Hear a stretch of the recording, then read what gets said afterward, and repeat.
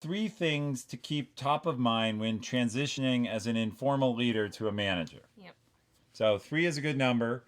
Um, uh, let's see. Um, Number one, uh, I would say, is be clear on why you're going into management. And you may have heard me say this before, but for anyone considering management, you want to be really clear about why you want to be a manager because you're changing away from your education and your previous expertise.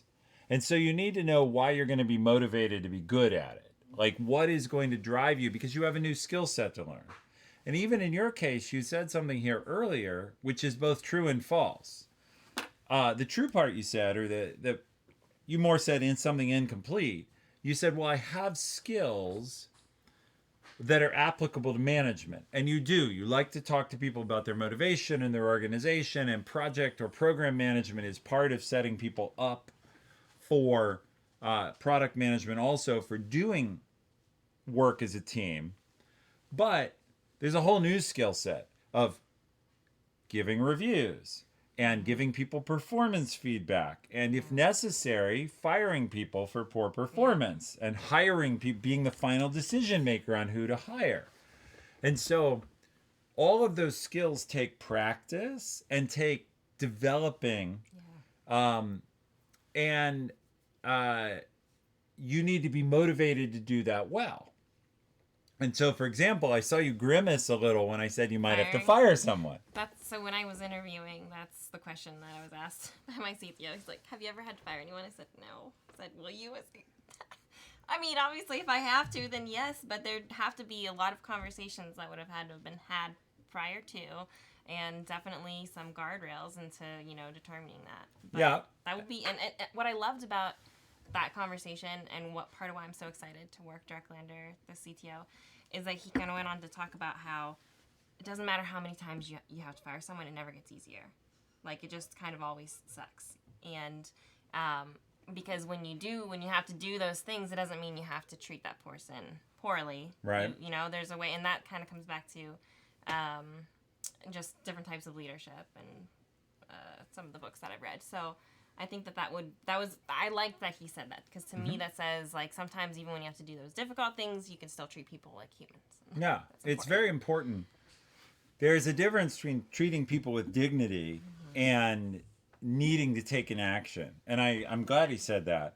I would maybe debate him on one thing, which is it doesn't get easier emotionally.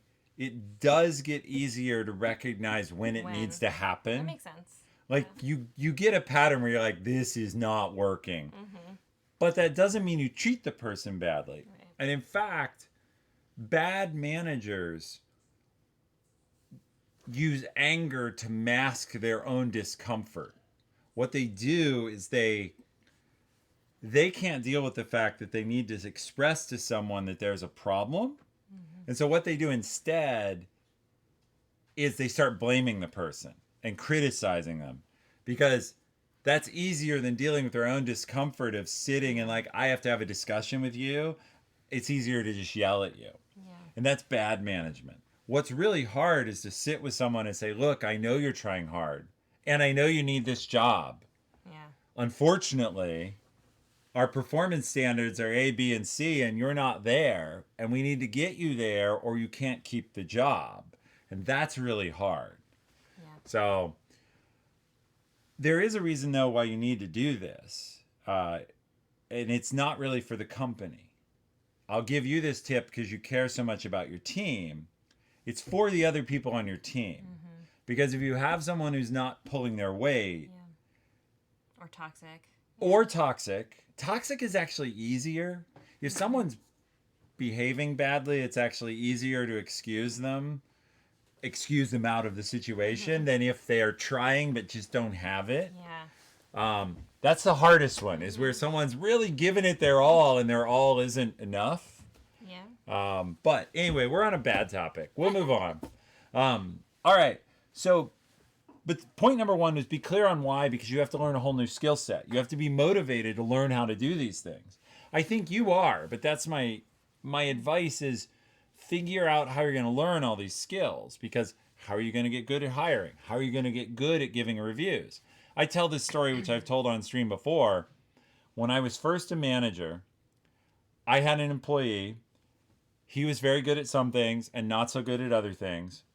And I gave him a brilliant, I'm going to break my arm patting myself on the back. I gave him a brilliant review of his weaknesses, alienated him for life. He spent the rest of his time undermining me because I didn't realize he just didn't care. Like, Yeah. he didn't want to hear that. And I came in much too strong. He was older than I am. I bet this is a good question. Are any of these 15 people older than you? Yeah, but not by much. Not by much. Well, you're So lucky far. then. I mean, right. Okay, that's we're gonna good. Be bringing in more people, but Because it can be tough for someone who's significantly senior to you in years or experience to take direction from someone who isn't. yeah. And I was young, 25, and this gentleman wasn't like old. I thought he was, but he was only like early 30s probably, but it seemed like, get him a walker at that time because I was young and stupid. And here I am telling him what to do, and he didn't want to hear it. Yeah. So, which brings me to my second point. Are any of these people right now kind of peers of yours? Yeah, kind of, but so back to the conversation around skills that lend themselves as a product owner. I'm kind of responsible for directing when I need like different roles to take place and giving they know what they need to do, but I'm kind of that person that helps keep things in check. So peers, yes, but I'm still looked at to lead and drive forward. Okay. If that makes sense. But peers at least on paper. Yep. Um, Yeah, and also a couple of them I know for sure also wanted the role. interviewed for this job. Okay, so I'm yeah. not looking forward to Hey, that. Anna Wax, thank you for the tier 1 sub. Very much appreciate that. And I don't know you. Welcome to the stream. Also, I love the fact that people are filling in the Q&A extension with great questions. I see some of these, and they're going to be fun to answer. So thank you.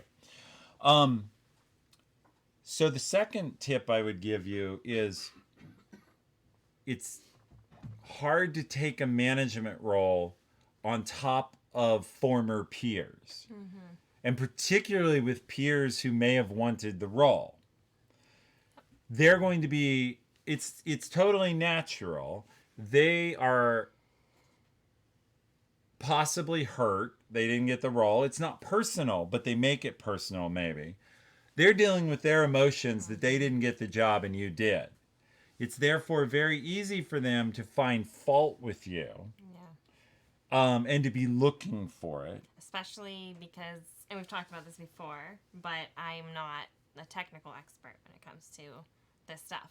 So that's something I had to be very clear on when interviewing. What was the expectation on my technical expertise for the group of people that I'm going to be managing? Yeah. Which we've talked about in Discord. Like I was asking, can you be a good manager without? So that was when I was. That was a great call to action, by the way, for people to join the Discord. Join Discord. Nailed it. We've got great conversation going on in there, and that's where a lot of good, transparent questions come out. So, like decisions around whether or not I should apply, I had some conversation in there first, and it was like a nice avenue for me to kind of talk it out with someone where it was safe to like. Yeah, we have a community support channel in Discord where the community can ask questions of each other if I'm not available, and then I chime in when I can. Chalupa, thanks for the 2 months. You're always a loyal supporter. Anawax, thank you for the background. I'm glad you found us as well. So on that point, with former peers, my best advice is you want to give them a certain amount of rope to vent, to talk, to kind of misbehave a little, because you have to be sympathetic to their situation. But at some point, you then have to establish yourself as the manager. Right. And that may take, without being a jerk about it, a little bit of being a jerk. Of just like, well, I understand that I used to be your peer. Unfortunately, now I do have to set direction. Unfortunately. Well, I can't.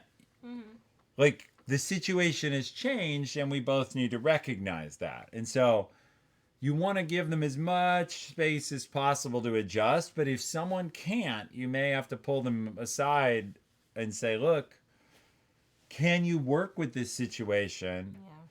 Or would you like my help finding another team that won't have the stress of reporting to someone, reporting to me, and just call it out?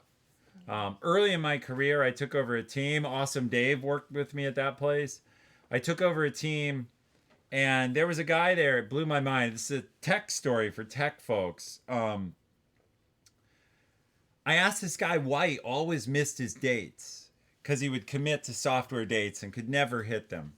And I asked him, I'm finally like, you seem to miss a lot of dates. What's going on with that? And he said, well, I've only ever seen dates hit in one way, and that's by working a lot of overtime. And I'm not going to do that.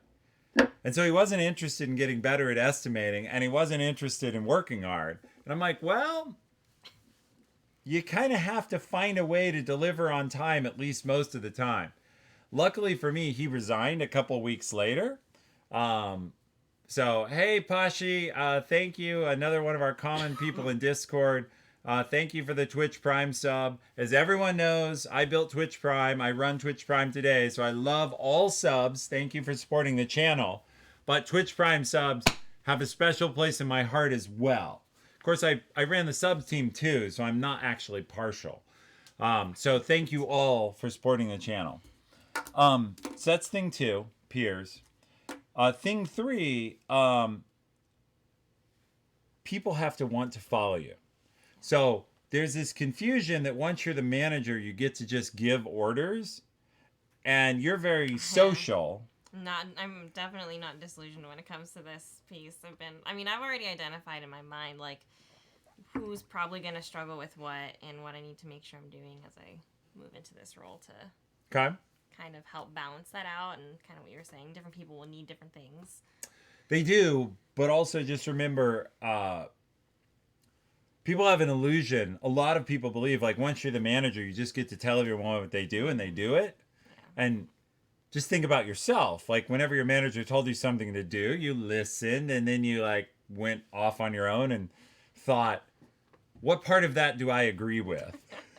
And like, I've never experienced that. yeah, exactly. Yeah, what are you talking about? So just remember, now you're in that situation. And so even though you have some authority, and certainly if you're standing over someone, they will tend to do what you want while you're watching. Mm-hmm. As soon as they're out of line of sight, they have to want to do it.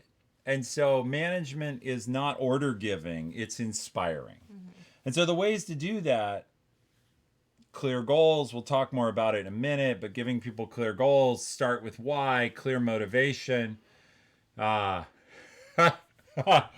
Banhammer, that's awesome.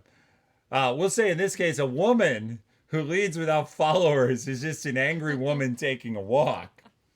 That's a fantastic quote. So thank you for sharing that.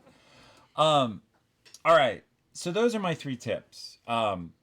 Be clear on why, because you have to be motivated to self-educate and improve. Be careful with former peers, and you do eventually have to establish, like, I know we were peers, but now I need to lead, so I'm asking you to follow me. And the subtext there is, if you can't, get the hell out. But you try not to say that until you have to. And then the third part is, you still have to inspire people. The ideal role of a manager is as a servant leader, right? You're unblocking people. So I'll talk more about that in a minute. Any questions on those 3?